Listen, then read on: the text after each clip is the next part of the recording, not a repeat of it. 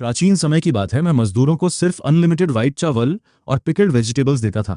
उनसे दिन में 8 घंटे काम करवाता था और सिर्फ वीकेंड्स पर ही उन्हें ब्रेस्ड पोर्क मिलता था। मुझे लगा था कि वो जल्द ही बगावत कर देंगे, लेकिन पहले ही दिन वो चैन से बैठ नहीं पा रहे थे और पूछ रहे थे, क्या ये हमारा आखिरी खाना है? तीसरे दिन तक तो वो बुरी तरह घबरा गए।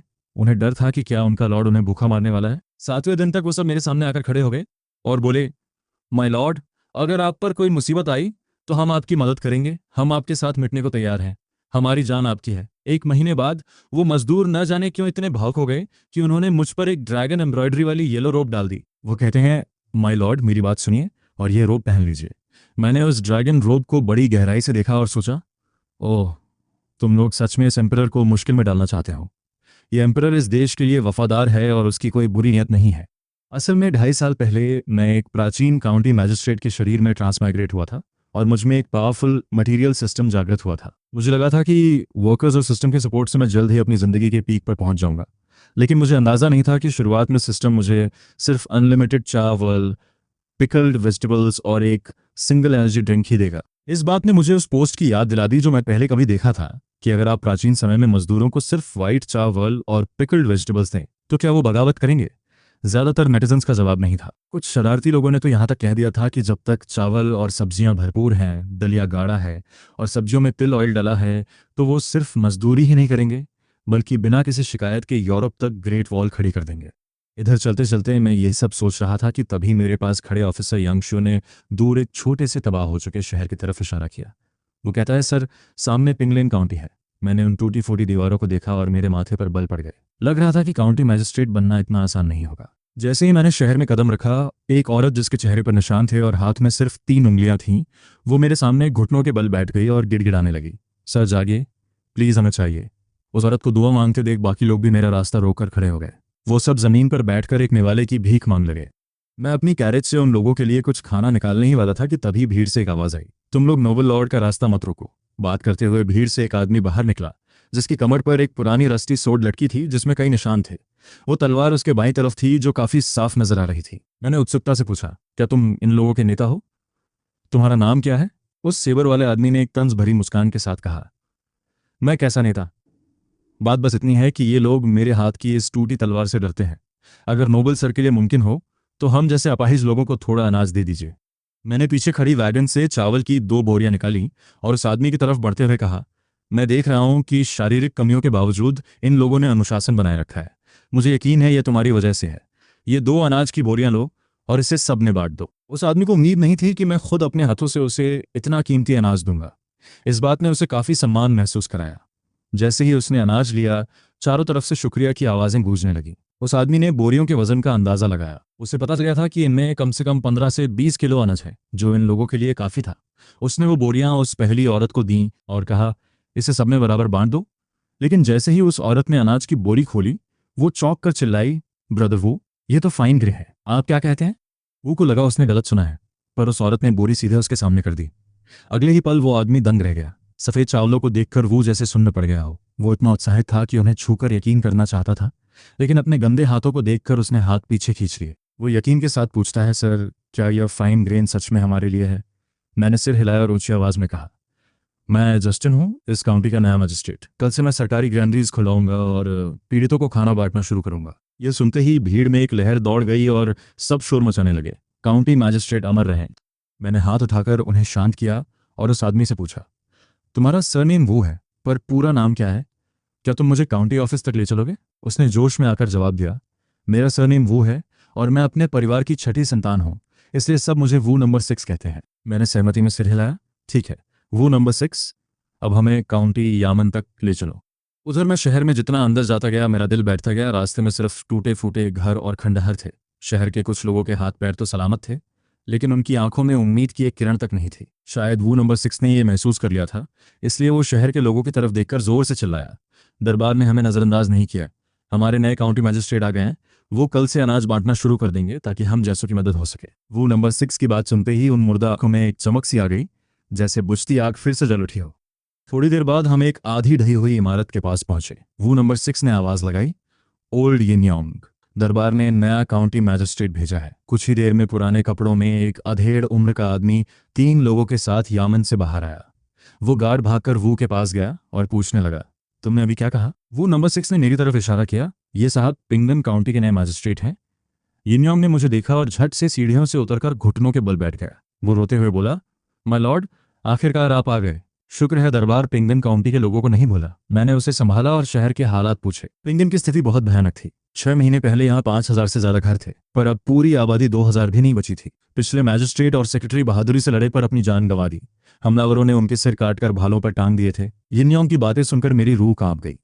इसी बीच योंग ने हिचकिचाते हुए पूछा, माय लॉर्ड, सरकारी अनाज और रसद कब तक पहुंचेगी? अपनी यादों से मुझे पता था कि प्रशासन पूरी तरह सड़ चुका है। खासकर प्राइम मिनिस्टर जॉनसन के आने के बाद भ्रष्टाचार चरम पर था। मैंने साफ कह दिया, 6 महीने से उन भ्रष्ट अफसरों ने कुछ नहीं भेजा और तुम अब भी ख्याली पुलाव पका रहे हो। मेरी आवाज़ सुनते ही गांव वालों के चेहरे उतर गए। मैंने सही मौका देखकर चिल्लाकर कहा, आज तुम्हारी हालत देखकर मेरा दिल भर आया है। खुशकिस्मती से मेरे पास बहुत माल है और जो अनाज मैंने खरीदा है वो कल दोपहर तक यहाँ पहुंच जाएगा, तो अभी से खाना बांटना शुरू होगा। भीड़ फिर से जुटने लगी तो मैंने अपनी बात जारी रखी, पर एक शर्त है, अगर खाना है तो काम करना होगा।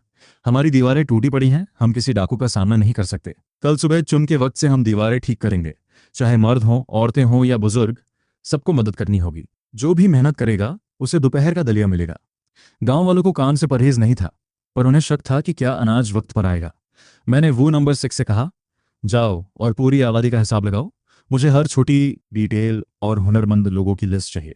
इसके बाद मैं अंदर गया और यिनयोंग से पूछा, अनाज की ग्रैनरीज कहाँ हैं? वो हैरान था। उसे लगा मैं खाली गोदामों की बात कर रहा हूं जो 6 महीने पहले लूट लिए गए थे। मैंने उसे दोबारा समझाया कि मेरा अनाज आ रहा है और मुझे उसे रखने की जगह चाहिए। गोदामों का इंतजाम करने के बाद मैंने शहर का मुआयना किया। मुझे समझ आ गया कि यहाँ कोई अमीर नहीं बचा, सब भाग चुके हैं। अब मुझे एहसास हुआ कि सिस्टम मुझे अनलिमिटेड चावल और फ्राइड चिकन क्यों दे रहा है। बिना इसके यहाँ शासन करना हेल मोड में गेम खेलने जैसा होता। अगली सुबह मैं आर्थर और अपने 5 साथियों के साथ साउथ गेट पहुंचा, पर वहां की हालत देखकर मुझे गुस्सा आ गया। वहां सिर्फ बुजुर्ग और कमजोर लोग थे। मुश्किल से 20 लोग काम के लायक थे। मैं उन पर चिल्लाने लगा कि क्या ये सब उनके भले के लिए नहीं है। मेरा ऑफिसर विक्टर मुझे शांत करते हुए कहता है, सर गुस्सा मत कीजिए, ये लोग बहुत समय से भूखे हैं, इनमें जान नहीं है। उन्होंने अभी तक आपका खाना अपनी आंखों से नहीं देखा है, इसलिए वो अपनी बची कुची ताकत बचाना चाहते हैं। मुझे अपनी गलती का एहसास हुआ। मैं अभी भी 21st सेंचुरी के एक कॉलेज स्टूडेंट जैसा ही सोच रहा था। इधर विक्टर ने लोगों को टीम्स में बांटा और उनका रजिस्ट्रेशन शुरू किया। दोपहर होते ही मैंने हुक्म दिया, वक्त हो गया है, ग्रैनरी से अनाज और फ्राइड चिकन ले आओ। गांव वाले अब भी शक में थे, पर जैसे ही दलिये के बर्तन का ढक्कन हटा, गर्म भात के साथ ताज़े चावलों की खुशबू चारों तरफ फैल गई। पहली कतार में खड़े मजदूरों को जब चावल की खुशबू आई तो उन्होंने पीछे वालों को अपने टीम नेम के हिसाब से पॉरेज लेने को कहा। नियम साफ था, अगर तुम्हारा नाम बुक में नहीं है तो मुफ्त में खाने के बारे में सोचना भी मत। लियोस टीम का नंबर सबसे पहले था। जब उसे पहली कटोरी मिली तो वह इतनी गर्म थी कि उससे भाप निकल रही थी, लेकिन लियो को इसकी परवाह नहीं थी। लियो ने एक बड़ा घूंट भरा। पल भर में ही उसे महसूस हुआ कि उसके खाली पेट में गर्मी पहुंचने लगी है। अचानक लियो को लगा कि पॉरेज का ये घूंट कुछ अलग है।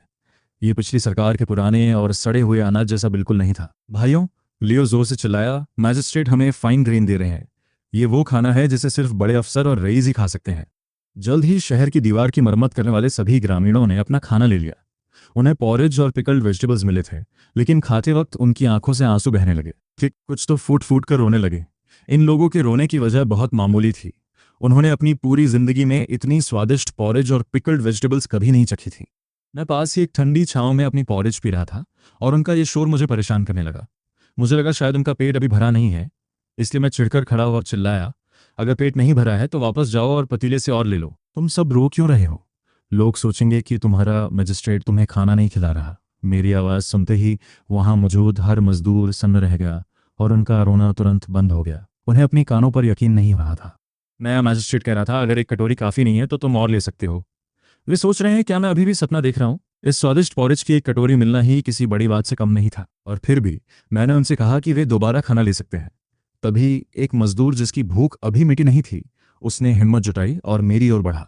उसने झुककर पूछा, हुजूर, क्या मुझे सच में एक और कटोरी मिल सकती है?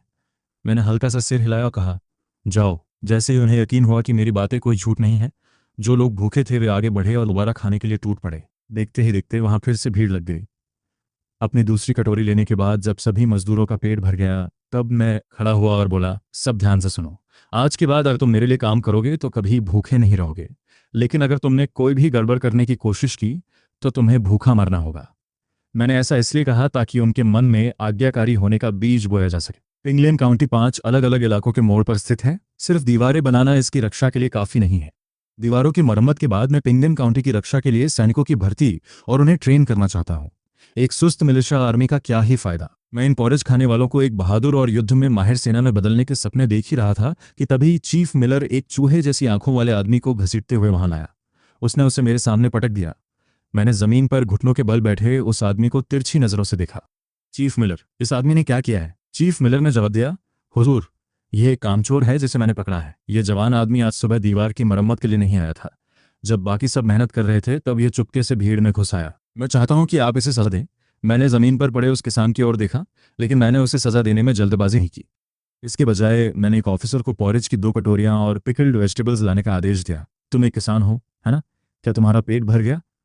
वह गिरा हुआ किसान तुरंत घुटनों पर आ गया और रहम की भीख मांगने लगा। हुजूर, मुझे माफ़ कर दीजिए। मैं सच में भटक गया था, इसलिए मैंने सिर्फ पॉरेज पीने के लिए मजदूर होने का नाटक किया। चीफ के पकड़ने से पहले मैंने सिर्फ 2 निवाले ही लिए थे। मुझे अपनी गलती का एहसास हो गया है। मैं मेहनत से काम करूंगा। प्लीज़ मुझ पर रहम कीजिए। मैंने उस किसान की तरफ देखते हुए मुस्कुराकर पूछा, क्या पॉरेज अच्छी थी? उस किसान का शरीर डर से कांपने लगा। वह लगातार अपना सिर जमीन पर पटकने लगा और डरते हुए बोला, बहुत अच्छी है हुजूर, बहुत अच्छी है। मैं उसकी ओर झुका और उसके कान में धीरे से फुसफुसाया, तुम्हें पता होना चाहिए कि नई पॉरेज इतनी आसानी से नहीं मिलती। हालांकि मैंने धीरे से कहा था, लेकिन वह किसान इतना डर गया कि थर थर कांपने लगा। रहम हुजूर, रहम।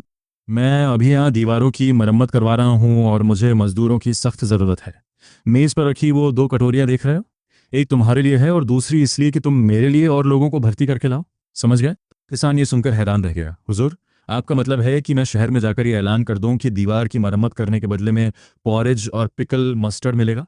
मैंने हल्का सा सिर हिलाकर मार्कस की बात की पुष्टि की। ये देखते हुए कि मैं उसे सजा नहीं दे रहा हूँ, मार्कस ने धीरे से पूछा, हुजूर, क्या आप आज की गलती के लिए इस मामूली आदमी को सजा नहीं देंगे?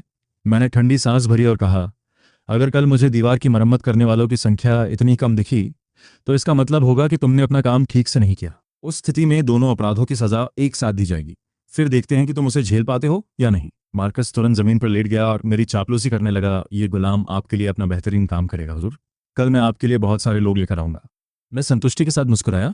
अगले दिन जब मैं शहर के साउथ गेट पर पहुंचा तो मैंने देखा कि आज लोगों की संख्या कल से दोगुनी थी। वहां पहले से ही 400 से ज्यादा लोग मौजूद थे। मार्कस अपनी पत्नी के साथ आया था और ऐसा लग रहा था जैसे वह इनाम की तलाश में हो। जब वह मेरे पास आया तो उसने सीधे घुटने टेके और कहा, हुजूर, इस गुलाम ने अपना मिशन पूरा किया। कल मैंने पूरे शहर में घूमकर ऐलान कर दिया कि मालिक काम के बदले फाइन ग्रेन दे रहे हैं, इसीलिए आज इतने लोग आए हैं। मेरी पत्नी भी दीवार बनाने में मदद करने आई है। कल के वे 200 लोग बहुत लग रहे थे, लेकिन उनमें से ज्यादातर शारीरिक रूप से कमजोर थे और भूख के कारण उनके पास ताकत नहीं थी, इसलिए उनका काम बहुत धीमा था। लेकिन आज बहुत से लोग मदद के लिए आ रहे थे। सिर्फ औरतें ही नहीं, अगर जरूरत पड़ती तो मैं काम के लिए किसी को भी बुला लेता। मैंने जमीन पर झुके उस जोड़े को देखकर सिर हिलाया। इससे फर्क नहीं पड़ता कि वे मर्द हैं या औरतें, जब तक वे दीवार बनाने में अपना योगदान दे रहे हैं, ये मैजिस्ट्रेट उनके साथ बुरा बर्ताव नहीं करेगा। फिर मैं सिलस की ओर मुड़ा और कहा, वैसे आज भीड़ बहुत है, जाओ और पॉरेज पकाने के लिए कुछ और पतीले ले आओ। साइलस वहां से जाने ही वाला था कि वह कुछ हिचकिचाते हुए रुक गया। हुजूर, क्या हम आज भी इन्हें ये कीमती व्हाइट चावल पॉरेज ही देंगे? मैंने उससे पूछा कि आखिर वो ऐसा क्यों कह रहा है। क्या तुम ये पॉरेज नहीं पीना चाहते? उस दुबले पतले साइलस ने बार बार अपना सिर हिलाया और हिचकिचाते हुए कहा, नहीं नहीं, बात वो नहीं है। बस इस गुलाम को लगता है कि हमारे लिए इस फाइन ग्रेन का इस्तेमाल करना क्या ये बर्बादी नहीं है? साइलस ने हल्का सा सिर झुकाया। वह ऐसा इसलिए सोच रहा था क्योंकि उसे लगा कि अगर मैजिस्ट्रेट इस फाइन ग्रेन को साधारण अनाज से बदल दें तो गोदाम का अनाज कुछ और दिनों तक चल सकता है। किसी ने यह सवाल पूछा था और लोगों का दिल जीतने का इससे बेहतर मौका मुझे नहीं मिल सकता था। मैं इसे हाथ से कैसे जाने देता? उनकी जान भी जान है और रईसों की जान भी जान है। वे अच्छा खाना और अच्छी चीज़ें क्यों इस्तेमाल कर सकते हैं? क्या राजा, राजकुमार, सेनापति और मंत्री कुछ खास लेकर पैदा होते हैं? मैंने साइलस की ओर गुस्से से देखा और अपनी बात जारी रखी, ये मत सोचो कि तुम्हारी जिंदगी मामूली है या राजाओं और मंत्रियों की जान इस मैजिस्ट्रेट के लिए ज़्यादा कीमती है। इंसानी जान आसमान से भी ऊंची है। वे शब्द, इंसानी जान आसमान से भी ज़्यादा अहम है, सुनकर पूर्व पुलिस चीफ दंग रह गया। साइलस मन ही मन सोचने लगा, हुजूर मेरी बातों से हिल गए हैं। मेरे मालिक इंसानी जान को आसमान से भी बढ़कर मानते हैं। लॉर्ड जो अपनी जनता से बहुत प्यार करते हैं। मैं निश्चित रूप से उनके लिए अपना सब कुछ न्यौछावर कर दूंगा।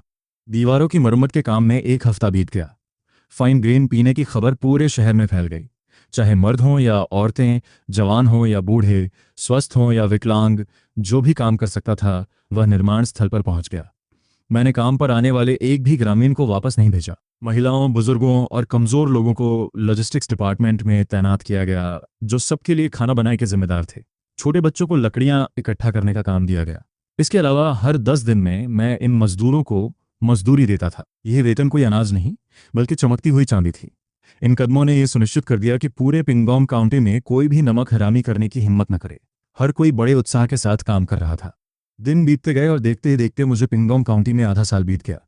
पूरे शहर की 6 महीने की कड़ी मेहनत के बाद आज चारों तरफ ईस्ट, वेस्ट, नॉर्थ और साउथ की दीवारें पूरी तरह से तैयार थीं और नए सिटी गेट्स भी लग चुके थे। 10 मीटर ऊंची और 10 मीटर चौड़ी इस विशाल दीवार को देखकर आखिरकार मेरे दिल में सुरक्षा का एहसास हुआ। सच तो यह है कि मैं बहुत खुशनसीब रहा हूँ। पिछले 6 महीनों में पिंगोंग के लोगों को बाहरी कबीलों का एक भी हमला नहीं झेलना पड़ा, लेकिन सबसे मजबूत सुरक्षा भी एक दिन गिर सकती है। ये दीवारें अब 20,000 एलीट सोल्जर्स के हमले को झेल सकती हैं, लेकिन उत्तर के हंस और पूर्व के कितान्स दावा करते हैं कि उनके पास 10 लाख तीरंदाज हैं। भले ही ये बढ़ा चढ़ाकर कही गई बात हो, फिर भी उनके पास कम से कम 20,000 आदमी तो होंगे ही। मैंने एक गहरी सांस ली और मन ही मन सोचा कि पिंगयांग की आबादी अभी भी बहुत कम है। मुझे कोई दूसरा रास्ता निकालना होगा। अब जब दीवारें बन चुकी हैं तो कई ग्रामीणों के पास पर्याप्त भोजन है। मैं उन्हें और मुफ्त में कुछ नहीं दूंगा, वरना यह सिर्फ आलसी लोगों की भीड़ पैदा करेगा। भविष्य की तरक्की और एक अच्छी जिंदगी के लिए इन लोगों को अपने हाथों से लड़ना होगा। उस दोपहर मैंने ग्रामीणों को इकट्ठा किया। मेरे प्यारे देशवासियों, आज हम यहाँ हैं। हमारी दीवार का काम पूरा हो गया है, लेकिन हमें लापरवाह नहीं होना है। उत्तर में हंस है, पश्चिम में चौंग और पूर्व में कितान्स जैसे बाहरी कबीले भेड़ियों की तरह घात लगाए बैठे हैं। हालांकि पिंगोंग पास पर हमारे 2 लाख सैनिक तैनात हैं, लेकिन हमारे अपने काउंटी की सेना बहुत कमजोर है। हमारे पास सिर्फ 10 धनुष और 30 से भी कम भाले हैं। मैं एक पूरी स्क्वाड भी तैयार नहीं कर सकता, इसलिए इस काउंटी ने आज से सैनिकों की भर्ती करने का फैसला किया है। हम पिंगोंग सिटी गार्ड की स्थापना कर रहे हैं। जो कोई भी पिंगोंग काउंटी का गार्ड बनेगा, उसे हर दिन 3 वक्त का चावल और स्टर फ्राइड वेजिटेबल्स मिलेंगे। महीने की मिलिट्री सैलरी 200 पाउंड चावल और स्टर फ्राइड वेजिटेबल्स के 30 पैकेट होगी। जैसे ही यह खबर फैली, हर कोई स्टेज की तरफ दौड़ पड़ा। लोग चिल्लाने लगे क्योंकि मैजिस्ट्रेट ने अभी अभी कहा था कि सिटी गार्ड को दिन में 3 बार भरपेट चावल मिलेगा। इस खबर ने पूरे शहर में जोश भर दिया। हर कोई फौज में शामिल होने के लिए अपना नाम लिखवाने पहुंच गया। पिंगोंग की 1/3 आबादी रजिस्ट्रेशन के लिए आई थी। लगभग सभी हट्टे कट्टे मर्द अब एक चावल गार्ड आर्मी का हिस्सा बनने के लिए तैयार थे। पिंगोंगन कम्युनिटी के चेयरमैन ने कहा कि उन्हें उम्मीद नहीं थी कि सिर्फ 200 पाउंड चावल और 30 पैकेट सब्जियों जैसी मामूली सैलरी पर इतने लोग सेना में भर्ती होने आ जाएंगे। 2 महीने बाद मेरे पास एक रेगुलर आर्मी और 120 से ज्यादा लोगों की रिजर्व फोर्स थी। फिर मैंने अगले प्लान पर काम शुरू किया। अब जब मेरे पास आदमी थे तो मुझे पैसा कमाने का जरिया ढूंढना था। हालांकि अभी मेरे पास सिर्फ 17 सिल्वर टाइल्स थे, लेकिन असीमित चावल और सब्जियों के रहते मुझे पैसा कमाने की कोई चिंता नहीं थी। मैं उस चावल को पास के इलाकों में ले गया ताकि उसे असली नकदी में बदला जा सके। स्वाभाविक रूप से मैंने यह काम अपने नए नौकर आर्थर को सौंपा। अब आर्थर के पास एक और जिम्मेदारी थी। उसे गोदाम से अनाज और सब्जियां लेकर पास के सबसे बड़े शहर जाना था और उसे चांदी के सिक्कों में बदलना था। आर्थर पहली बार पिंगोंग सिटी गया और 7 दिन बाद लौटा। 10 गाड़ियों में भरा हुआ अनाज अब सफेद चांदी की ईंटों में बदल चुका था और कुल मुनाफा 3,000 टाइल से ज्यादा था। साथ ही आर्थर एक संदेश भी लाया था। योंगहाओ की पूरी जमीन अकाल की चपेट में है। वहां खाने की भारी किल्लत है। पिछले आधे साल से वहां बारिश की एक बूंद नहीं गिरी है और हर दिन सूरज आग बरसा रहा है। जमीन सूखकर फट चुकी है। इस साल पास के शहरों और पिंगोंग काउंटी में अनाज की पैदावार आधे से भी कम हुई है। आर्थर ने मुझे विस्तार से बताया कि उसने पिंगोंग सिटी में क्या देखा और सुना। हुजूर, जब मैं वहां अनाज बेच रहा था तो हर दिन कीमतें बदल रही थीं। वहां के व्यापारी अनाज के दाम 30 से 40% तक बढ़ा देते हैं। जाहिर है वो लोग एक ही दिन में आम जनता के लिए बचने का कोई रास्ता नहीं छोड़ना चाहते। मैंने आर्थर से बड़ी सख्ती से पूछा, आर्थर, क्या तुम भी उनकी चाल में फंसकर अनाज के दाम बढ़ाने वाले हो? आर्थर जानता है कि उसके मास्टर का दिल किसी संत की तरह दयालु है और वो उसे या उन लालची व्यापारियों को आम लोगों को नुकसान पहुंचाने की इजाजत कभी नहीं देंगे।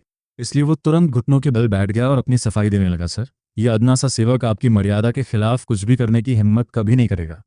मैं तो बस वो चावल और सब्जियों की गाड़ियां लेकर शहर गया था। तभी पिंगयोंग सिटी के व्यापारियों ने मुझे ढूंढ निकाला और सारा अनाज एक बार में ही खरीद लिया। मैंने निराशा के साथ उसे डांटा, आर्थर, ओ आर्थर, तुम कितने नादान हो। इतना बड़ा मौका तुम्हारे सामने था। तुम्हें भी उन व्यापारियों के साथ मिलकर अनाज के दाम बढ़ा देने चाहिए थे। यह सुनकर आर्थर थोड़ा हैरान हो गया। वो सोचता है, क्या मेरे लॉर्ड का दिल संत जैसा नहीं है? वो लोगों को दुख में नहीं देख सकते, है ना? फिर आज वो ऐसा बर्ताव क्यों कर रहे हैं और मुझे ही दोष क्यों दे रहे हैं? क्या इसलिए कि मैंने उन लालची व्यापारियों के साथ हाथ नहीं मिलाया? मैंने आर्थर की आंखों में वो शक देख लिया। मैं पूछा, आर्थर, क्या तुम जानते हो कि हमारे काउंटी में अभी सबसे ज़्यादा किस चीज़ की कमी है? आर्थर ने थोड़ा सोचा और कहा, पैसे की। मैंने अपना सिर हिलाया। क्या वो वेपन्स और इक्विपमेंट है? मैंने फिर से मना कर दिया। मैंने आर्थर के जवाबों को ठुकराते हुए कहा, सर, ये सेवक थोड़ा कमर्शियल है, आप ही मुझे रास्ता दिखाएं। तो मैंने समझाया, कमी लोगों और मैन पावर की है। हमारा काउंटी खंडहर बना हुआ है और सबसे ज़रूरी संपत्ति लोग हैं। सामान और पैसा तो भविष्य में भी कमाया जा सकता है, लेकिन अभी हमें आबादी और मजदूरों की सबसे ज़्यादा ज़रूरत है। आर्थर अभी भी उलझन में था, लेकिन आबादी का अनाज के दाम बढ़ाने से क्या लेना देना? मैंने समझाया, आर्थर जरा सोचो, अगर पिंगोंग सिटी और पिंगोंग काउंटी में अनाज के दाम आसमान छू रहे हों और अचानक उन्हें पता चले कि हमारे काउंटी में अनाज बहुत सस्ता है, तो शहर के लोग क्या करेंगे? आर्थर तुरंत समझ गया कि अगर पिंगोंग और पिंगोंग काउंटी के व्यापारी अनाज के दाम इतने बढ़ा दें कि आम आदमी उसे खरीद न पाए और तभी हमारे सस्ते अनाज की खबर लीक हो जाए, तो लोग खुद ब खुद भागकर हमारे पास आएंगे। आर्थर ने बड़े उत्साह से तारीफ की, लाजवाब, वाकई मिसाल। तो आप इस तरीके से उन दो काउंटीज के आम लोगों की मदद करना चाहते हैं। इस तरह वहां के लोग अपनी पूरी आबादी के साथ यहां शिफ्ट हो जाएंगे और हमारे पिंगोंग काउंटी में बस जाएंगे। उस समय मैन पावर की कमी की हमारी सारी समस्याएं आसानी से सुलझ जाएंगी। आर्थर तुरंत टैलेंट की तलाश में निकल गया। उसे बिली मिला, जो सूप किचन में चोरी छिपे घुसते पकड़ा गया था।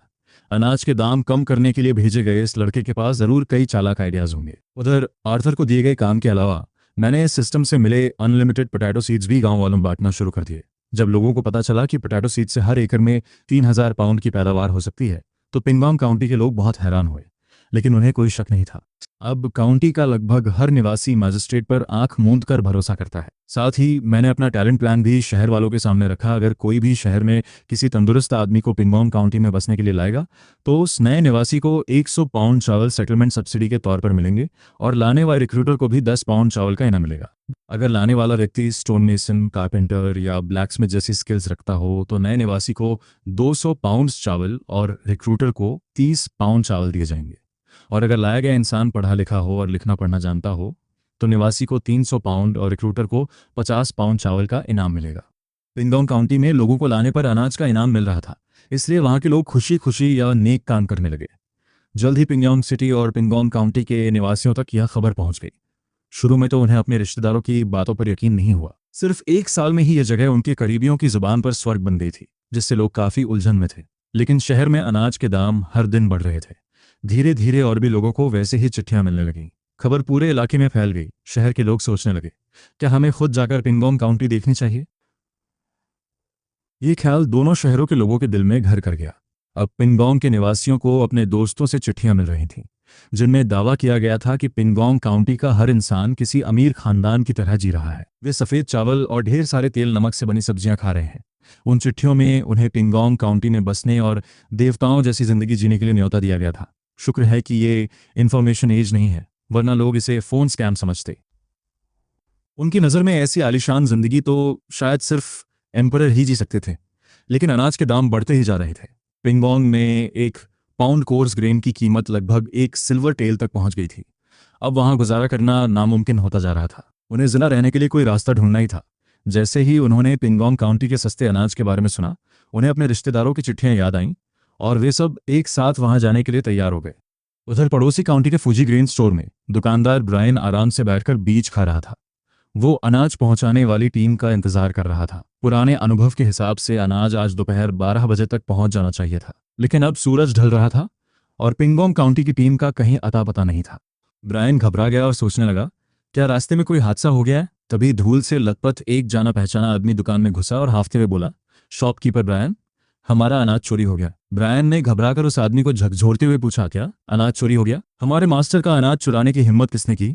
उसने बताया कि वो गेल रिज के लोग थे और अनाज के साथ जा रहे दर्जनों लोगों को उन्होंने पहाड़ पर बांध रखा है। गेल रिज के बैंडिट्स ने धमकी दी है कि अगर उन्हें छुड़ाना है तो हर इंसान के बदले 100 पाउंड अनाज फिरौती में देना होगा। इतनी बड़ी घटना पर ब्रायन खुद फैसला नहीं ले सकता था और वैसे भी उसके पास गेल रिज जाकर लोगों को बचाने जितना अनाज नहीं था। इसलिए उसने तुरंत कैरियर पिजन के जरिए पिंगोंग काउंटी संदेश भेजा। इधर गेल रिज के हॉल में एक किंग्स चेयर पर खाल बिछी हुई है, जिस पर जख्मी चेहरे वाला एक आदमी बैठा है। ये गेल रिज का लीडर सेथ है। हॉल में ईथन नाम का एक शख्स मुस्कुराते हुए कहता है, पता नहीं बॉस हमारे इस काम से खुश हैं या नहीं कि हमने जुरी ग्रेन ट्रांसपोर्ट टीम को लूट लिया। सेथ ठहाका मारकर हंसा, ईथन, तुम्हारी टिप की वजह से आज मेरे भाई कामयाब रहे। मेरे आदमियों ने न सिर्फ उनकी 5 अनाज की गाड़ियां लूटी, बल्कि जोजी ग्रेन स्टोर के 10 लोगों को बंधक भी बना लिया है। अब 7 दिनों के अंदर हर बंधक के बदले 100 पाउंड अनाज चाहिए। ईथन मन ही मन खुश होकर बुदबुदाया, एक ताकतवर ड्रैगन भी लोकल सांप को नहीं हरा सकता। पता नहीं तुम खुद को क्या समझते हो बिशिन, भला इस शहर में इतना अनाज किसके पास होगा। आखिर में चीजें वैसे ही हो रही थी जैसा ईथन चाहता था। दूसरी तरफ पिंगोन काउंटी के पुराने सरकारी दफ्तर में अभी अभी खाना खत्म किया है। आज रात में सादा खाना नहीं बल्कि गांव वालों द्वारा पकड़े गए जंगली तीतर का लुत्फ उठा रहा हूं। हालांकि मांस थोड़ा सख्त है, लेकिन पहाड़ के ये तीतर बेहतरीन क्वालिटी के हैं। सूप का स्वाद बहुत ही जबरदस्त है। मैं सूप के मजे ले ही रहा था कि तभी साइलस घबराया हुआ एक कपड़े की पर्ची लेकर आया। सर, बहुत अनर्थ हो गया है। ये सुनते ही मैं सोचने लगा कि कहीं हंस या चीन ट्राइब्स ने फिर से हमला तो नहीं कर दिया। साइलस बोला, सर हमारा खाना चोरी हो गया है। यह सुनकर मेरी जान में जान आई और मैं थोड़ा रिलैक्स हुआ। शुक्र है अभी मेरे पास अपनी प्लानिंग के लिए वक्त है। लेकिन अगले ही पल मेरा चेहरा तमतमा उठा। मैंने साइलस से पूछा, आखिर हुआ क्या है। साइलस ने मुझे वो नोट थमाया। उसे पढ़ते ही मेरा चेहरा काला पड़ गया। पता चला कि इस बार अनाज की हिफाजत के लिए किसी को नहीं भेजा गया था। साइलस काफी हताश दिख रहा था। हाल ही में हम सबका ध्यान नए घर बनाने पर था, इसलिए पिछली 2 बार की तरह इस बार भी सुरक्षा के बजाय लोगों को कंस्ट्रक्शन साइट पर भेज दिया गया था। साइलस ने डरते हुए सफाई दी। मैंने गुस्से में कहा, घर बनाना घर बनाना। अगर तुमने कहा होता कि आदमियों को हथियार बनाने के लिए ब्लैकस्मिथ के पास भेजा है तो मैं इतना नाराज नहीं होता, लेकिन तुमने उन्हें घर बनाने के काम पर लगा दिया। मेरा गुस्सा देखकर साइलस बुरी तरह डर गया और घुटनों के बल गिरकर माफी मांगने लगा। ग्रेट चीफ, मुझे माफ कर दीजिए। मैं उस पल बहक गया था। मेरी वजह से अनाज की 5 गाड़ियां चोरी हो गई। मैंने ठंडी हवा भरते हुए कहा, क्या तुम्हें लगता है कि मैं अनाज चोरी होने से नाराज हूं? मैं इसलिए नाराज हूं क्योंकि तुम्हारे गलत फैसले की वजह से अनाज ले जा रहे मजदूरों को गैल रिज के बैंडिट्स ने पकड़ लिया है। अगर वे सही सलामत लौट आए तो ठीक है, वरना इसका जिम्मेदार मैं तुम्हें ठहराऊंगा। साइलस दंग रह गया। उसे उम्मीद नहीं थी कि मैं अनाज से ज्यादा लोगों की फिक्र करूंगा। आज के दौर में सूखे की वजह से अनाज की कमी है और ऐसे में वो 5 गाड़ियां हजारों सिल्वर टेल्स में बिक सकती थीं। भुखमरी के इस दौर में एक इंसान की जान की कीमत एक सिल्वर टेल भी नहीं है, और साइलस की नज़र में उन 10 लोगों की अहमियत उस अनाज से कम थी। लेकिन आज मैंने उसे सबक सिखाया। मेरे लिए मेरे लोग सबसे कीमती हैं। आज पिंगबॉम काउंटी की आबादी 4000 के पार पहुंच गई है, लेकिन मुझे अभी भी मैन पावर की कमी महसूस हो रही है। चाहे प्रेस्टीज पॉइंट्स कमाना हो या शहर बनाना, हर एक इंसान जरूरी है। गेल रिज ने जिन 10 लोगों को पकड़ा है, अगर वो हमारे काउंटी का एक कुत्ता भी होता तो भी मुझे उतना ही दुख होता। मैंने साइलस को आदेश दिया, बायरन तक खबर पहुंचाओ कि वो गेल रिज के हालात का जायजा ले। पता करो कि वहां कितने आदमी हैं। साइस ने राहत की सांस ली और तुरंत काम पर निकल गया। वो मन ही मन दुआ कर रहा है कि गेल रिज में फंसे हुए लोग सुरक्षित रहें। साइलस के जरिए मुझे अपनी असलियत का एहसास हुआ। मैंने महज इमारतों को बनाने के लिए अपनी सिटी गार्ड और अर्बन मैनेजमेंट टीम लगा दी थी, लेकिन मुझे अपने मौजूदा मिलिट्री सिस्टम की कमियों का भी पता चला।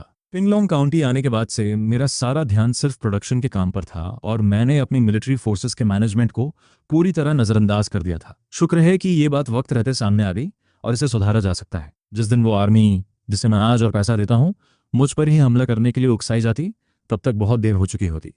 साइलस के जाने के बाद डिप्टी सेक्रेटरी सैमुअल दबे पांव पास आया और बड़ी सावधानी से पूछा, सर क्या आज रात आप नाइट स्कूल में पढ़ाने जाएंगे?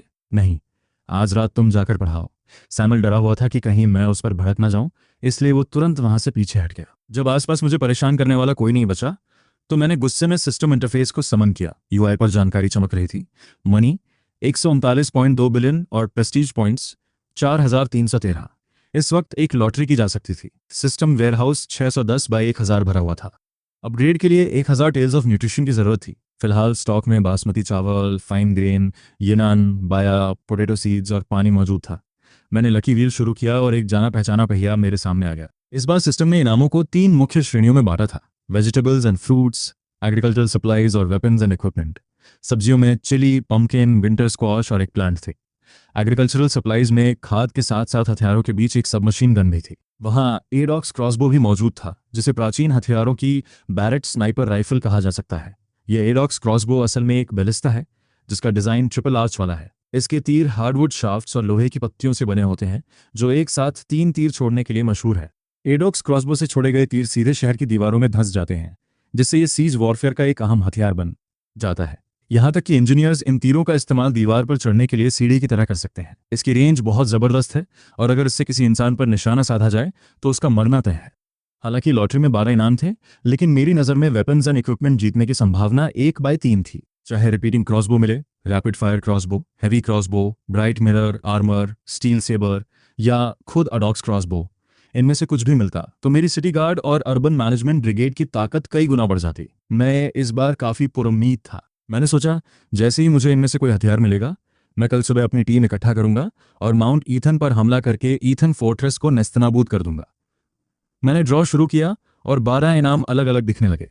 पहिया तेजी से घूमने लगा। जैसे ही मैंने मन में स्टॉप बटन दबाया, पहिया धीरे होने लगा। मैं बेचैनी से प्रार्थना करने लगा।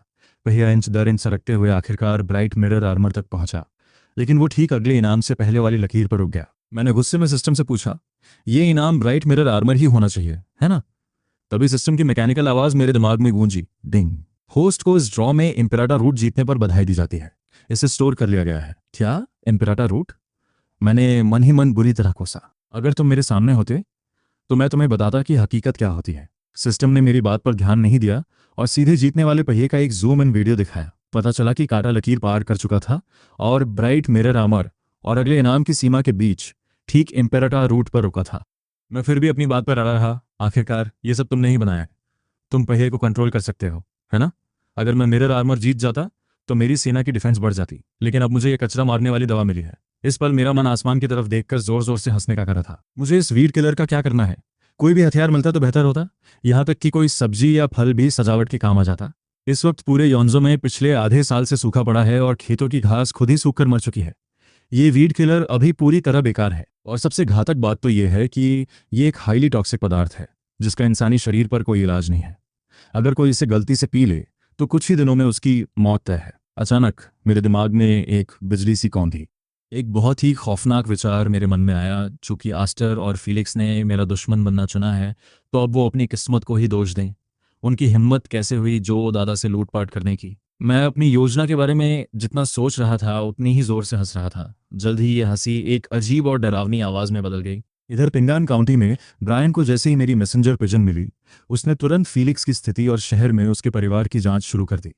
ब्रायन की मुश्किल स्थिति के बारे में जानकर सभी बड़े अधिकारी ठाके मारकर हंसने लगे। इंडियन सिटी के एक रईस परिवार के मैनेजर जीन ने अपने मालिक की से कहा, बहुत अच्छे, आपने बहुत बढ़िया काम किया।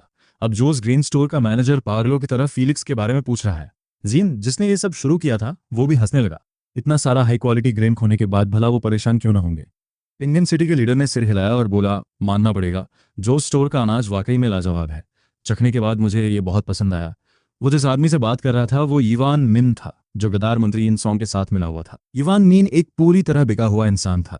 ये ने निर्देश दिए, जाओ और ब्रायन को फीलिक्स की सारी जानकारी दे दो। ये ग्रेनस्टॉर्म मैनेजर को निर्देश देता है, मैं देखना चाहता हूं कि वे इस प्रॉब्लम को कैसे सॉल्व करते हैं। ये फैमिली का मैनेजर जीन अपने फैमिली हेड के इंस्ट्रक्शंस को फॉलो करता है। वह अपने चेहरे पर एक्सट्रीम एंग्जाइटी और जल्दबाजी का एक झूठा नाटक करता है। वह भागता हुआ ब्रायन के पास जाता है ताकि उसे फीलिक्स की फैमिली सिचुएशन के बारे में बता सके। असल में फीलिक्स पिंगन सिटी का एक डिजर्टिंग कैप्टन है। एक हार का सामना करने के बाद वह फे फोंग माउंटेन पर जा पहुंचा था। बाद में अपनी मेहनत से उसने हारे हुए सोल्जर्स के एक ग्रुप को इकट्ठा कर लिया और वे बैंडिट्स बन गए, जिनका मेन काम घरों को लूटना और डकैती डालना है। वे अक्सर पिंगन सिटी के बाहर के विलेजर्स पर रेड मारते हैं। फे फोन गैंग में काफ़ी लोग हैं, करीब 200 या 300। अगर मेरी प्रीवियस टीम्स ने ग्रेन को प्रोटेक्ट करने के लिए 20 से ज़्यादा लोगों को भेजा भी था, तो वह सिर्फ गुड लक था कि उनका सामना फे फोन बैंडिट से नहीं हुआ। अगर फॉर्मर पुलिस कैप्टन ने इस बार ग्रेन को एस्कॉर्ट करने के लिए गार्ड्स भेजे होते, तो लॉस और भी ज़्यादा बड़ा हो सकता था। एफए फोन गैंग के बारे में जानने के बाद ब्रायन ग्रैटिट्यूड के साथ जीन को वापस भेज देता है। पिंगन गवर्नमेंट ऑफिस से बाहर निकलने बाद जब जीन देखता है कि कोई उसे नहीं देख रहा है, तो वह तुरंत अपना कॉलर ठीक करता है और उसका एक्सप्रेशन पूरी तरह बदल जाता है। वह ऑफिस की तरफ थूकता है, लेकिन ब्रायन का ध्यान इस पर नहीं जाता। उसे सिर्फ अलायंस की फेट की परवाह है और वह न्यूज़ भेजने के लिए मैसेंजर पिजन्स का यूज़ करता है। उसे ओपिनियन सिटी मिल गई है। इसी बीच आज के दिन मैंने एस्टैब्लिशमेंट आर्मी और अर्बन मैनेजमेंट टीम के मिलिट्री अफेयर्स का कंप्लीट चार्ज ले लिया है और स्ट्रिक्ट डिसिप्लिनरी लॉज लागू कर दिए हैं। अगर कोई भी इन्हें वायलेट करने की हिम्मत करता है तो उसे बिना किसी रहम के एग्जीक्यूट कर दिया जाएगा। मेरी कमांड के अंडर सभी सोल्जर्स द्वारा डिसिप्लिनरी लॉज को अच्छे से याद कर लेने के बाद मैं एस्टैब्लिशमेंट आर्मी के अपने सोल्जर्स को पानी से भरे वुडन बैरल्स में चा वर्ल के बैग्स पलटने का ऑर्डर देता हूँ। फिर मैं चा वर्ल को सूखने के लिए बाहर निकाल लेता हूँ। असल में इन बैरल के आइस कोन्स में पानी नहीं था, बल्कि वह वाइट स्ट्रॉ फंगस था जो मुझे सिस्टम से मिला था। इस वाइट स्ट्रॉ फंगस को पैराक्वाड के नाम से भी जाना जाता है।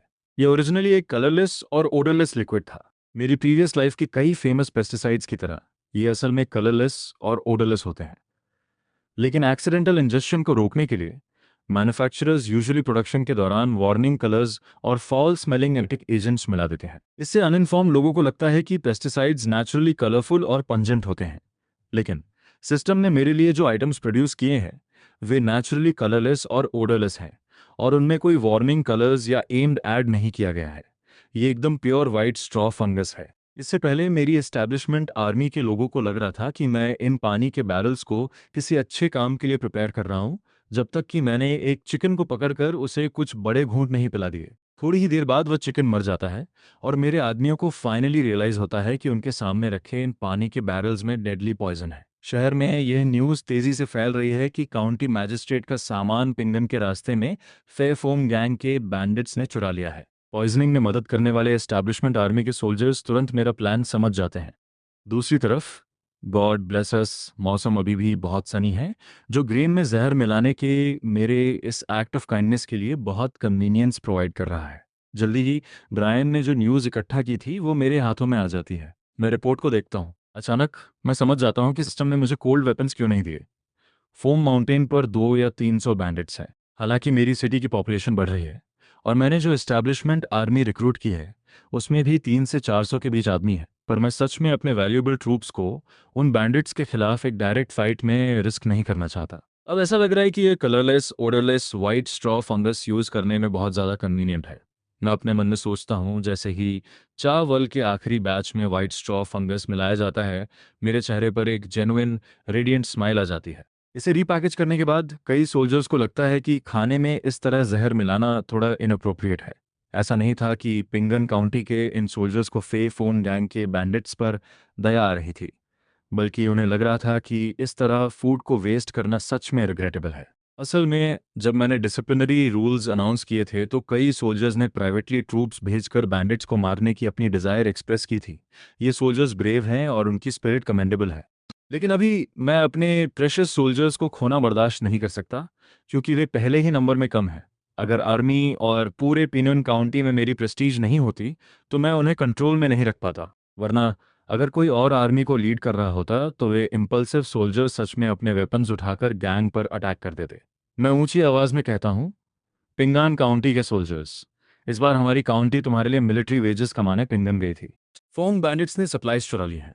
मुझे यकीन है कि तुम सब ये जानते हो। मुझे पता है कि अभी तुम्हारे दिलों में बहुत गुस्सा भरा है, लेकिन हम उनसे हेड ऑन फाइट नहीं कर सकते। मेरी बात सुनो। वो गैंग उन हारे हुए सोल्जर्स से भरा है जो अब बैंडिट्स बन चुके हैं और उनके नंबर्स बहुत ज़्यादा हैं। इधर जैसे मैं ये कह रहा होता हूँ, मिलिट्री फॉर्मेशन के बीच से एक आवाज़ गूंजती है, सर मैं उनसे नहीं डरता। वह ग्रुप नहीं जीत सकता। उन्होंने अपने स्पीयर्स छोड़ दिए और दुश्मनों से छुप गए। वे सिर्फ बैंडिट्स बनने की हिम्मत करते हैं। इस बार हमारे पास चांस है, हम जरूर इन कुत्तों के सिर फोड़ देंगे। बोलने वाला थॉमस नाम का एक यंग मैन था, जो पिंगन इसलिए गया था क्योंकि वो पिंगन काउंटी में सर्वाइव नहीं कर पा रहा था। जब वो पिंगन काउंटी में था तो वो शहर के बाहर रहता था। उसकी फैमिली और उसके पूरे गांव को इंगशाई गैंग के बैंडिट्स ने नुकसान पहुंचाया था। थॉमस की बातों ने कई और लोगों को रिस्पॉन्ड करने के लिए प्रोवोक कर दिया। मैं अपना हाथ हिलाता हूँ और क्राउड के शोर को शांत करता हूँ। मैं नेचुरली तुम्हारी ब्रेवरी को जानता हूँ, लेकिन तुम्हारी जिंदगियों और पहाड़ पर बैठे उन बैंडिट्स की जिंदगियों की वैल्यू सेम नहीं है। तुम्हारी जिंदगियां उनकी जिंदगियों से कहीं ज्यादा वर्थ रखती हैं। मैं क्राउड की तरफ चलता हूँ और शांति से एक आदमी से पूछता हूँ, क्या तुम जानते हो क्यों? जिस सोल्जर से मैंने पूछा वह थोड़ा बिजी दिखा और उसने सबकॉन्शियसली ना में सिर हिला दिया। मैं धीरे धीरे थॉमस की तरफ बढ़ता हूँ और फिर से पूछता हूँ, क्या तुम जानते हो क्यों? थॉमस भी डेज में सिर हिलाता है, ये बताते हुए कि उसे नहीं पता। मैं कहता हूँ, तुम नहीं जानते, है ना? क्योंकि तुम्हारी जिंदगी अब सिर्फ तुम्हारी नहीं है, वे तुम्हारे पेरेंट्स, रिलेटिव्स और फ्रेंड्स की हैं, पूरे पिंगन काउंटी की हैं। तुम्हें अपनी फैमिलीज को प्रोटेक्ट करने के लिए, पिंगन काउंटी के लोगों को प्रोटेक्ट करने के लिए अपनी जान बचानी होगी, और अपने लॉर्ड काउंटी मैजिस्ट्रेट को भी प्रोटेक्ट करने के लिए। बेशक मैं यह आखिरी हिस्सा जोर से नहीं बोलता, मैं इसे सिर्फ अपने दिल में साइलेंटली सोचता हूँ। मेरे आसपास के सोल्जर्स ये सुनकर कि उन पर एक इतना नोबल मिशन है, महसूस करते हैं कि वे अपनी फैमिलीज को नीचा नहीं दिखा सकते, वे काउंटी मैजिस्ट्रेट को नीचा नहीं दिखा सकते। ये फीलिंग स्पॉन्टेनियसली पैदा होती है।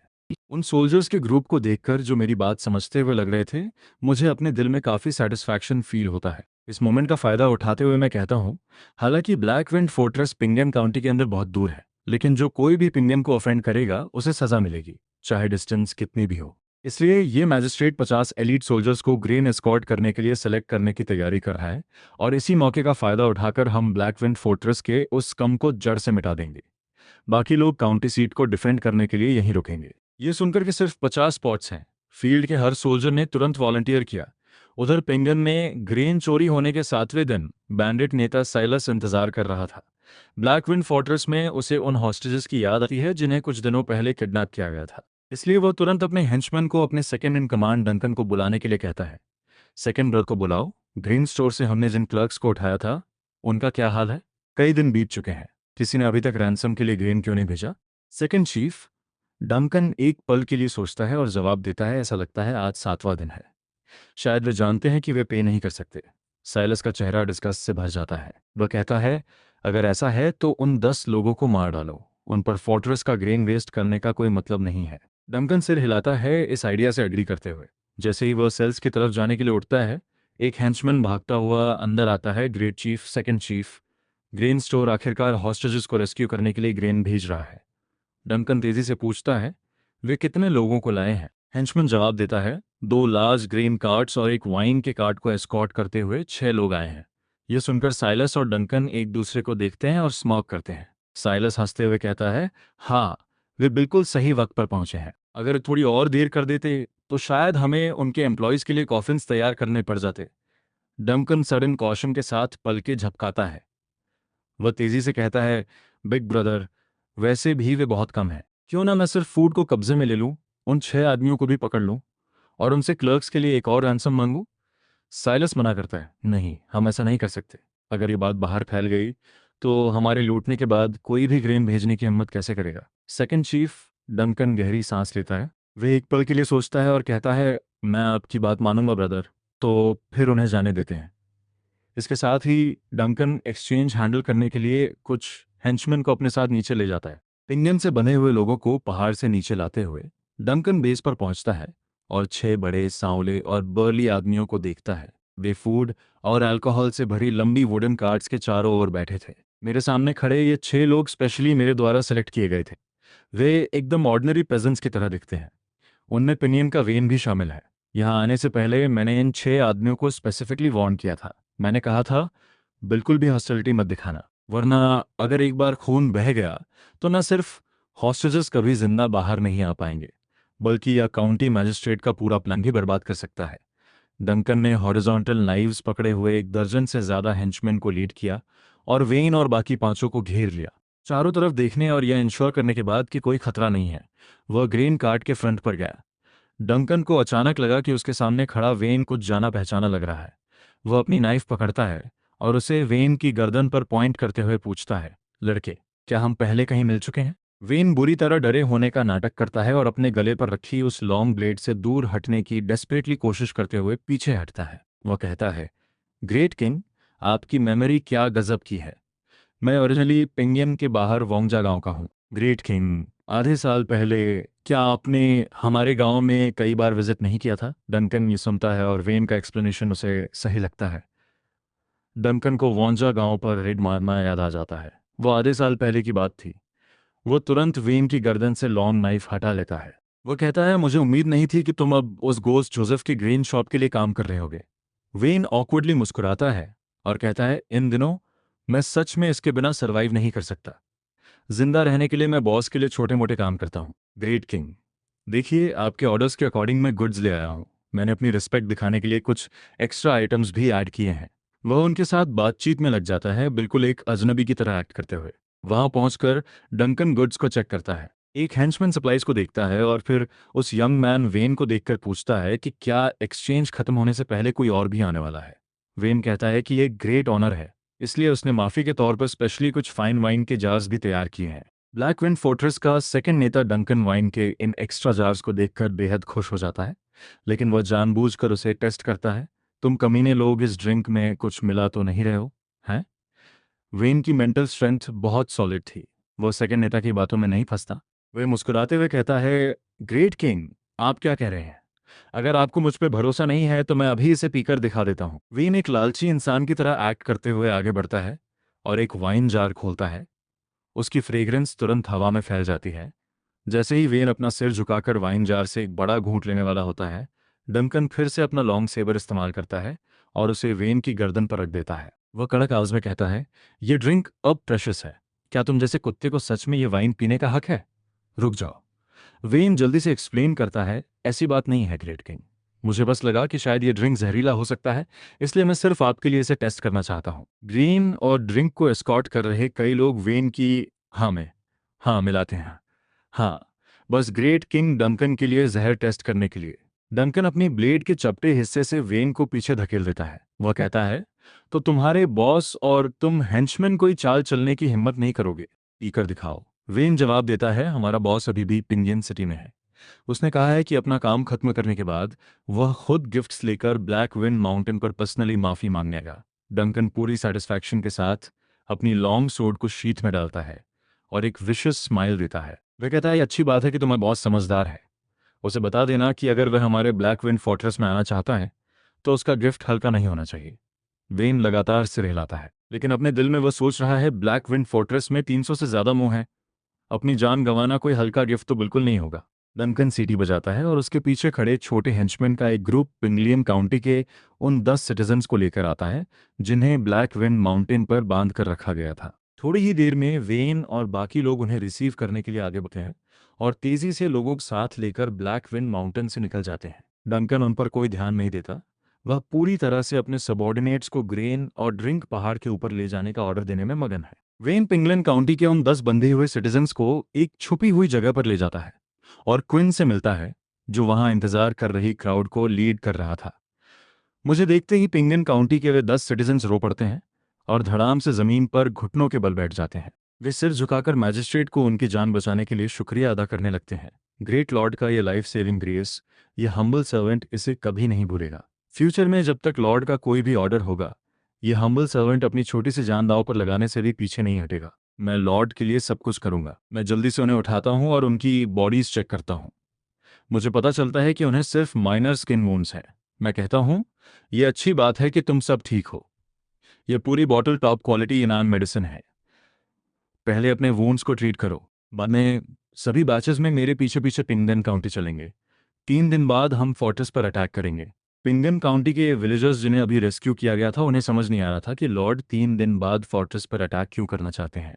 लेकिन सर्वाइवल की अपनी सबसे प्रिमिटिव इंस्टिंक्ट पर भरोसा करते हुए ये विलेजर्स हमेशा की तरह अपने काउंटी मैजिस्ट्रेट पर पूरा यकीन करते हैं। इसी बीच फोर्ट्रेस के वे बैंडिट्स खुशी खुशी ग्रेन को पहाड़ के ऊपर धकेलते हुए ले जा रहे हैं। जब डंकन पहाड़ पर पहुंचता है और अपने बॉस सेलास को देखता है तो वह थोड़ा एरोगेंट एक्ट करने लगता है। मैं तो भूल ही गया था कि जोसेफ ग्रेन शॉप ने हमारे साथ कोई मोल भाव भी नहीं किया और पहाड़ पर 1000 पाउंड्स गोल्डन ग्रेन भेज दिया। क्या इसका मतलब ये नहीं है कि उनका ओनर बहुत रिच और पावरफुल है? हमें शुरू में ही उससे और ज़्यादा ग्रेन निचोड़ लेना चाहिए था। साइलस ये सब देखता है। उसने शराब नहीं पी थी, लेकिन वो बहुत सेटिस्फाइड था और पब्लिक के सामने अपना एक्सपीरियंस शेयर करता है। सेकंड ब्रदर, तुम ये नहीं समझते, है ना? हालांकि वह जोसेफ ग्रीन शॉप का ओनर एक बड़ा टाइकून हो सकता है, लेकिन हमें एक स्टेडी फ्लो भी बनाए रखना होगा। अगर हम ज़्यादा जोर लगाएंगे तो ये काउंटर प्रोडक्टिव हो सकता है। क्या पता वे एक्सटॉर्ट किया हुआ पैसा और ग्रेन लेकर आर्मी को दे दें ताकि वे हमारे सोल्जर्स को घेर कर खत्म कर सके। सेकंड ब्रदर डंकन, क्या तुम सुन रहे हो? डंकन ये सुनकर महसूस करता है कि यह सच है। वो सिर हिलाता है और एडमिरेशन में हाथ जोड़कर कहता है, बिग ब्रदर अभी भी फ्यूचर के लिए बहुत केयरफुली सोचते हैं। हम अभी भी 100 ग्रेन पर पर्सन के रूल को ही फॉलो करेंगे। साइलस कहता है, हाँ, और सिर्फ इतना ही नहीं, अगली बार जब जोसेफ ग्रेन शॉप हमें फोर्ट्रेस पर पे करना चाहेगा तो उन्हें सिल्वर में पे करना होगा।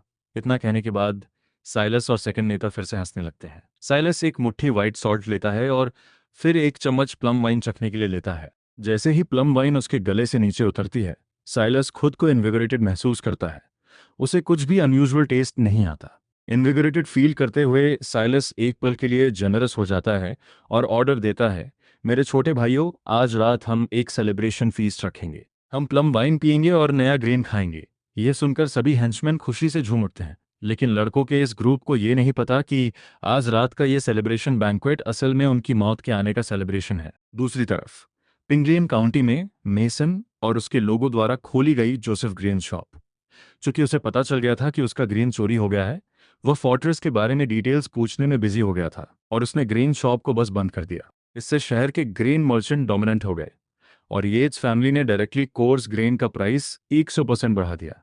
अब पिंगडन काउंटी में ग्रेन का प्राइस 2 सिल्वर टेल्स तक पहुंच गया है, वो भी कोर्स ग्रेन का। बंद पड़ी जोसेफ ग्रेन शॉप के हॉल में मैं हाई सीट पर बैठा हूँ।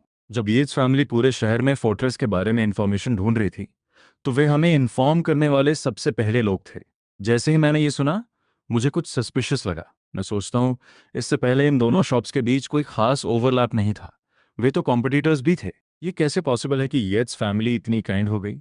जैसे ही कुछ होता है, वे आकर मेसन को फोर्ट्रेस की सिचुएशन के बारे में इन्फॉर्म करते हैं। सिर्फ एक ही पॉसिबिलिटी है, येट्स फैमिली और बैंडिट्स आपस में मिले हुए हैं और उन्होंने मिलकर मेरे द्वारा भेजे गए ग्रेन को चुराया है। अगर ऐसा है, तो ये सर्टेन नहीं है कि येट्स फैमिली ने जो इन्फॉर्मेशन दी है वो एक्यूरेट भी है या नहीं। इस पल मुझे अचानक पछतावा होता है कि मैं अपने साथ सिर्फ 50 सोल्जर्स क्यों लाया। मैं अपने मन में सोचता हूँ, अभी के लिए मैं बस यही उम्मीद कर सकता हूँ कि जहर मिले हुए वाइन और ग्रेन मेरे कुछ अलग सरप्राइजेस लेकर आए। तीसरे दिन की सुबह मैं जल्दी तैयार होता हूँ। मैं 50 लोगों की इस टीम को इकट्ठा करता हूँ। पेट भर खाना खाने के बाद मैं 2 दिनों के लिए काफ़ी ड्राई राशंस के साथ टीम को लेकर पहाड़ की तरफ निकल पड़ता हूँ। निकलने से पहले मैं मेसन को भी ऑर्डर देता हूँ कि वह पिंगम काउंटी के एसेट्स पैक कर ले और हमारी काउंटी लौट जाए। वैसे भी इस वक्त पिंगम काउंटी में ग्रेन के दाम इतने बढ़ चुके हैं कि लोग उसे अफोर्ड नहीं कर सकते। मुझे यकीन है कि वो दिन दूर नहीं जब ये लोग पिंगन से भागकर मेरी काउंटी में आएंगे, क्योंकि वे यहाँ सर्वाइव नहीं कर पाएंगे। वेन की लीडरशिप के अंडर लोगों का ये ग्रुप ब्लैक विंड माउंटेन की तरफ बढ़ने लगता है। जब मैं फोर्ट्रेस पहुंचता हूं, तो सूरज अभी तक पूरी तरह सिर पर नहीं आया है। अभी दोपहर नहीं हुई है। मैं दूर से देखता हूं और मुझे विलेज वॉच टावर पर सिर्फ कुछ छोटे हेंचमैन नजर आते हैं। 3 दिन पहले जहर मिली हुई लिकर पीने और चावल पॉरिज खाने के बाद साइलस और one eyed second in command Duncan सहित हर किसी को अपने शरीर में भयानक वीकनेस महसूस होने लगी थी। शुरू में उन्हें कुछ खास महसूस नहीं हुआ। उन्हें बस लगा कि ये पिछली रात का हैंगओवर है, जिसकी वजह से पूरे शरीर में वीकनेस आ गई है। लेकिन अगले दिन तक उनके चेहरों पर धीरे धीरे गहरा पैनिक दिखाई देने लगा। उनके मुंह सूखी घास की तरह फटे हुए महसूस हो रहे थे और उनका जॉन्डिस और भी ज्यादा सीवियर हुआ था। पिंक सनसेट क्लच के नीचे साइलस और उस वन आइड सेकेंड नेता को फाइनली यकीन हो गया था कि उनके पूरे गैंग को चुपके से जहर दे दिया गया है। जब तक सेलस और डंकन कुछ रिएक्ट कर पाते, बैटल क्राइज की एक भयंकर लहर पहले ही विलेज के बाहर तक पहुंच चुकी थी और ब्लैक विंड फोर्ट्रेस में एंटर कर रही थी। मैं सेलस को आसानी से कैप्चर कर लेता हूं, क्योंकि 3 दिन पहले ही मैंने चावल और लिकर में जहर मिला दिया था। अब पूरे ब्लैक विंड फोर्ट्रेस का एक भी बैंडिट अपने अंदर जरा सी भी ताकत मस्टर नहीं कर सकता। पिंगन काउंटी से लाए गए मेरे 50 गैरिसन सोल्जर्स और 10 ट्रेन सोल्जर्स ने अपनी सोर्ड से इन बैंडिट्स को काट कर रख दिया। 61 लोग इस बैंडिट डेन में इस तरह घुस पड़े जैसे भेड़ों के झुंड में बाघ। विलियम, जॉर्ज और बाकी ट्रेन काउंटी गैरिसन सोल्जर्स ने एक ही सोर्ड ब्लो में इन बैंडिट्स को मौत के घाट उतार दिया। कैप्टन मिलर और उनके 10 टाइगर्स ने भी अपने स्पीयर्स से उनके शरीर में खून से सने सुराख कर दिए। हालांकि ब्लैक विंड फोर्ट्रेस में बहुत से लोग थे, शायद 2 या 300, लेकिन अब वे बीमार मुर्गियों की तरह यूजलेस हो चुके थे। और तो और इनमें से कई ट्रेन गैरिसन सोल्जर्स असल में पिंगन काउंटी के पूर्व नागरिक थे, जिन्होंने ब्लैक विंड फोर्ट्रेस के हाथों भारी जुल्म सहे थे। उनकी रिवेंज की डिजायर अब मैक्सड आउट हो चुकी थी। अब जिन पर कर्ज था वे उसे चुका रहे थे, और जिनकी दुश्मनी थी वे अपना हिसाब बराबर कर रहे थे। हर किसी की आंखें ब्लड शॉट थीं। साइलस और one eyed second in command Duncan ने यह शोर सुना और जज किया। वहां ज्यादा लोग नहीं थे, सिर्फ 50 या 60 के करीब। उनकी पहली सोच थी कि उन 5060 लोगों को मार दिया जाए जिन्हें अपनी औकात नहीं पता। तभी डंकन जोर से चिल्लाता है, मैं उन लोगों को जान से मार दूंगा जिन्होंने मुझसे टकराने की हिम्मत की है। बिग ब्रदर, मैं उन्हें अंदर ले जाकर मार डालूंगा और उनके नेता से एंटीडोट उगलवा लूंगा। जैसे ही डंकन अपनी 20 LB की आयरन सेबर उठाने वाला होता है, उसके हाथ लगते ही वह ब्लेड एक भारी आवाज के साथ जमीन पर गिर जाती है। ये देखकर साइलस भी अपने टाइगर हेड सेबर उठाने के लिए लपकता है, पर वह भी एक जोरदार आवाज के साथ जमीन पर जा गिरती है। साइलस ये देखकर फिर से अपनी टाइगर हेड नाइफ उठाने की कोशिश करता है। पता चलता है कि जिस सोर्ड को वह पहले एक हाथ से उठा सकता था, अब वो उसे दोनों हाथों से भी नहीं हिला पा रहा है। साइलस का पहला रिएक्शन यही होता है, ठीक है, जल्दी से यहां से भाग निकलते हैं। हम अपनी सोर्ड्स तक नहीं उठा पा रहे हैं। यह आदमी बहुत अच्छे से जानता था कि जब तक जान है तब तक फ्यूचर की उम्मीद बाकी है। वो शुरू से ही एक डिजर्टर था, जो बाद में जाकर माउंटेन चीफ बन गया। डंकन और साइलस एक दूसरे का सहारा लेकर खड़े होते हैं और जस्टिस हॉल के पीछे बने सीक्रेट पैसेज से भागने की कोशिश करते हैं। लेकिन वे अभी बात ही कर रहे थे कि स्वॉर्ड्स और स्पीयर्स लिए 10 से ज्यादा आदमी एक यंग मैन को अंदर ले आते हैं। वे ब्लैक विंड फोर्ट्रेस के जस्टिस हॉल में एंटर करते हैं। मैं साइलस और डंकन को भागते हुए देखता हूँ, हाथ में स्वॉर्ड लिए। मैं कुछ ही कदमों में उनके बीच का डिस्टेंस खत्म करते हुए आगे बढ़ता हूँ। मेरी सोर्ड का एक पावरफुल माउंटेन स्प्लिटिंग स्ट्राइक उनके रास्ते को काट देता है और उनके भागने का रास्ता पूरी तरह ब्लॉक हो जाता है। साइलस और डंकन मेरे इस मूवमेंट से बुरी तरह डर जाते हैं और जल्दबाजी में आधा कदम पीछे हट जाते हैं। मैं अपने दोनों पैरों से उनके एब्डोमेन में जोरदार किक मारता हूँ। जब साइलस और सेकेंड इन कमांड डंकन जमीन पर गिरकर वापस उठने की कोशिश करते हैं तो उन्हें एहसास होता है कि कई चमकती हुई स्टील सोर्ड्स उनकी गर्दनों पर रखी हुई हैं। डंकन उस यंग मैन को देखता है जिसने अभी उसे और उसके भाई को जमीन पर गिराया था। वह डेज में पूछता है, क्या ये तुम हो? मेरी आंखों में एक खौफनाक मर्डरस इंटेंट साफ नजर आ रहा था, जिसमें 3 दिन पहले के सबमिसिवनेस का नाम और निशान तक नहीं था। बिग बॉस सिलस कंफ्यूजन में पूछता है, ये लड़का कौन है? कोई जवाब देता है, ये पिनियन के बाहर वाले गांव का एक ब्रैट है। ये आज फूड डिलीवर करने आया था। मैं जोर से चिल्लाता हूँ, इन्हें बांध लो, इन्हें मैजिस्ट्रेट के सामने ले चलो। साइलस और डंकन के हाथ बांध दिए जाते हैं और उन्हें हाई सीट के सामने बिठा दिया जाता है। मैं धीरे से पूछता हूँ, तुम दोनों में से साइलस कौन है? फर्श पर घुटने टेके हुए और नीचे दबाए गए साइलस पूरे डिफाइंट अंदाज में कहता है, लड़के, तुम कौन हो? मेरे पहाड़ पर अटैक करने की तुम्हारी हिम्मत कैसे हुई? मैं जवाब देता हूँ, 10 दिन पहले तुमने मेरा फूड और मेरे ऊँट चुराए थे। आज बहुत देर हो चुकी है। डंकन मुझे याद दिलाता है कि इस फोर्ट्रेस में यकीनन बहुत सारे गोल्ड और सिल्वर के ट्रेजर्स मौजूद हैं। मैं अपनी रोब से एक और बॉटल निकालता हूँ और उसे उन दोनों के सामने हिलाता हूँ। मैं कहता हूँ, मेरे हाथ में 10 फ्रेग्रेंसेस टेंडन वीकनर का एंटीडोट है। क्या तुम्हें ये चाहिए? साइलस और डंकन ऊपर देखते हैं। उनकी आंखें अचानक बड़ी हो जाती हैं। उनकी क्लाउडी आंखों में तुरंत एक गोल्डन लाइट चमक उठती है। मैं कहता हूँ, तुम लोग सालों से यहाँ स्टेशन हो। तुम भाइयों ने पक्का बहुत सारा गोल्ड और सिल्वर लूटा होगा, है ना? अगर तुम वह सब मुझे सौंप दो तो यह एंटीडोट नेचुरली तुम्हारा हो जाएगा। अब जब तुम्हारी जिंदगियां खत्म होने वाली हैं तो फिर हेजिटेट क्यों करना? क्या सिलस और डंकन सच में अपनी जान से ज्यादा वर्ल्डली पोजेशंस को अहमियत देंगे? और फिर यह फोर्ट्रेस किसी नॉवल की तरह हिडन ट्रैप से भरा हुआ नहीं है। अगर सिलस मुझे वहां तक नहीं भी ले जाता तो मुझे इसे ढूंढने में बस थोड़ा और वक्त लगता। अब जब वे खुद आगे बढ़कर मुझे ट्रेजर ढूंढने के लिए लीड कर रहे हैं तो उनका यह मूव एक टोटल सरेंडर के बराबर है। साइलस अपने मन में सोचता है, जब यह बच्चा गोल्ड और सिल्वर से भरा पूरा कमरा देखेगा तो इसका दिमाग पक्का कंफ्यूज और डिस्ट्रैक्ट हो जाएगा। जब वो पलाएगा तब मैं एंटीडोट मांगूंगा। एक बार मैं इसे ले लूं तो शायद मैं इस धोखेबाज आदमी को मार सकूं जिसने हमें जहर दिया है। साइलस जितना इस बारे में सोच रहा था, ये प्लान उसे उतना ही बेहतर लग रहा था। क्या बेवकूफ़ी है? साइलस को लग रहा था कि वो एक ऐसा आदमी है जो वक्त पड़ने पर झुक भी सकता है और बाद में एक डेस्परेट काउंटर अटैक करने के लिए टेम्पररी ह्यूमिलिएशन भी बर्दाश्त कर सकता है। वो खुशी खुशी हमें रास्ता दिखाने लगता है। फोर्ट्रेस के बाकी मेंबर्स ने देखा कि उनका नेता और सेकंड इन कमांड बने हुए हैं। ये बैंडिट्स पहले ही कमज़ोर हो चुके थे और मुझे हरा नहीं सकते थे। उन्होंने तुरंत रेजिस्ट करने की अपनी सारी इच्छा खो दी। उन सब ने अपने वेपन्स नीचे डाल दिए और सरेंडर कर दिया। मैं ऑर्डर देता हूँ, सबसे पहले इन सभी थग्स को बांध लो। कॉन्फ्रेंस हॉल के बाहर मेरे रेड आइड सोल्जर्स सीना ताने खड़े थे क्योंकि साइलस और डंकन 3 दिन से जहर के असर में थे। आज का मिशन पहले से भी ज्यादा डेंजरस है। इस वीडियो पर हमें चाहिए पूरे 5000 लाइक्स। अगर आपको ये स्टोरी सच में एंटरटेन कर रही है, अगर हर एपिसोड के बाद आपका हाइप नेक्स्ट लेवल पर चला जाता है, तो अभी लाइक बटन पर अटैक करो और इस टारगेट को पूरा करके दिखाओ। आपका हर एक लाइक इस सीरीज की ताकत बढ़ाता है और बताता है कि आप इस जर्नी के रियल सपोर्टर हो।